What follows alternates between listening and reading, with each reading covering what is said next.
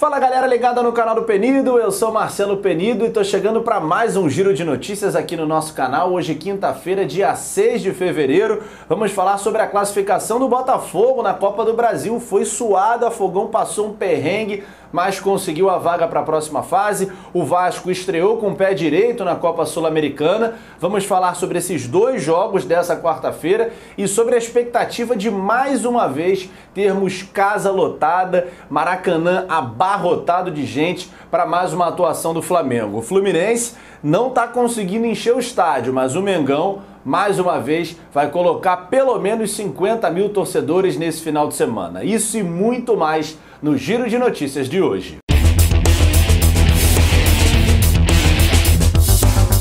Bom, galera, o público se acostumou a ver o Flamengo lotando o Maracanã e os estádios Brasil afora ao longo de 2019. E 2020 começou na mesma pegada. É bem verdade que nas partidas com o time sub-23 a gente teve bons públicos, mas não tivemos lotação máxima, aqueles públicos absurdos que a gente já presenciou na primeira apresentação do Flamengo com o seu time principal na temporada. Na vitória de 3-1 sobre o Resende, mais de 50 mil pessoas foram até o estádio. E nesse sábado, às 6 horas da noite, contra o Madureira, a gente novamente vai ter um público estrondoso para assistir os titulares do Mengão. Agora a gente não precisa nem mais falar os titulares, né? Para assistir o Flamengo, que já tem o seu time principal à disposição. Mais de 35 mil ingressos, quase 35 mil ingressos, já foram vendidos até o final de quarta-feira, então vocês podem imaginar que antes de chegar o final de semana, a gente provavelmente já vai ter a carga total vendida e esgotada para mais uma apresentação do Flamengo. E isso porque é apenas o início da temporada, não é nem o ensaio geral, porque o Flamengo com certeza vai garantir a classificação, confirmar a classificação contra o Madureira, e no meio da próxima semana deve jogar a primeira partida, a partida da semifinal da Taça Guanabara, porque as datas previstas eram para os dias 12, 15 e 16. No dia 16 o Flamengo tem a Supercopa do Brasil, vai enfrentar o Atlético Paranaense lá em Brasília, então a única data que sobra é a quarta-feira, dia 12. Esse deve ser o dia que o Flamengo vai jogar a semifinal da Taça Guanabara. Então depois de encarar o Madureira, o Flamengo ainda vai ter mais um compromisso. É claro que a vaga ainda não está garantida matematicamente, mas é muito difícil a gente imaginar que o Flamengo fique fora desse mata-mata da Taça Guanabara. E claro que existe uma expectativa muito grande por ver mais minutos desse trio de ataque que vai se formando, né? Bruno Henrique, Pedro e Gabigol.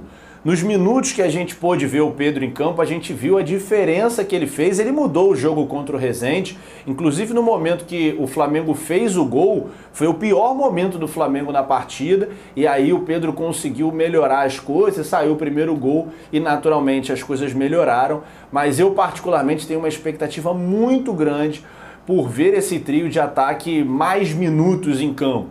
Acho que à medida que eles ganharem entrosamento, vai ser realmente um ataque fenomenal, é o que eu acho que vai acontecer daqui para frente. E contra o Madureira, a tendência é que o Flamengo já evolua um pouquinho mais, porque contra o Resende só tinha uma semana de treinamento. E esses poucos dias vão fazer muita diferença para essa próxima partida do Flamengo. Quem está precisando evoluir é o Vasco, mas conseguiu pelo menos quebrar a sequência incômoda de resultados negativos. Estreou com o pé direito na Copa Sul-Americana, venceu o Oriente Petroleiro da Bolívia por 1-0, podia ter sido muito mais. O Vasco colocou 3 bolas na trave, não foi uma atuação brilhante porque o time não é brilhante. O time ainda está se desenvolvendo, mas a decisão do Abel Braga de mudar o meio de campo foi muito acertada. O Andrei está fazendo um início de temporada muito bom, parece que ele se encontrou na posição de primeiro volante, é um cara que tem uma qualidade muito acima da média do elenco do Vasco no toque de bola, ainda tem o chute de média e longa distância, uma capacidade de articular que é muito interessante para um volante. A gente já tinha visto isso em 2018, mas em 2019 ele perdeu espaço de forma até um pouco imprevisível, né? A gente não podia imaginar que isso acontecesse. Mas ele deu uma qualidade muito maior para o meio de campo do Vasco, que foi comandado principalmente pelo Thales Magno, Pikachu ali pelo lado direito, quando combinava jogadas com ele ia muito bem. Foi assim que surgiu o gol do Vasco, que foi novamente marcado pelo Cano. O Vasco marcou 2 gols na temporada e os 2 gols foram marcados pelo argentino, que foi contratado para isso mesmo, né, rapaziada? Para fazer gol, que era o grande problema do Vasco em 2019. Tá longe de estar resolvido nesse início de ano, mas o Cano tá mostrando as credenciais dele. Não é um cara que participa tanto do jogo, que faz muitas finalizações, mas o índice de aproveitamento dele é realmente muito alto.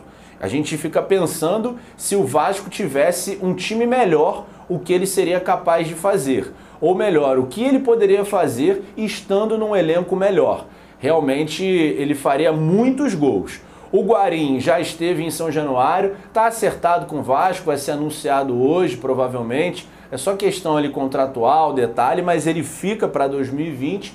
E é uma pena que ele tenha perdido tanto tempo de preparação, porque já é um cara veterano, não entra em forma tão rápido e o Vasco precisa muito da qualidade técnica do Guarim. Mas pelo menos o desfecho foi positivo e ele fica no Vasco em 2020. O Botafogo, que também jogou nessa quarta-feira, mas pela Copa do Brasil, passou um sufoco. Vou falar um negócio pra vocês, rapaziada. Foi por muito pouco que o Caxias não conseguiu o gol da virada, o gol da vitória, e complicaria, né, a vida do Botafogo. A Copa do Brasil é a principal competição para o Botafogo no ano. Não que haja a pretensão de ser campeão, claro, todo mundo sempre quer ganhar, mas todos são conscientes no clube da dificuldade que é conquistar um campeonato como esse.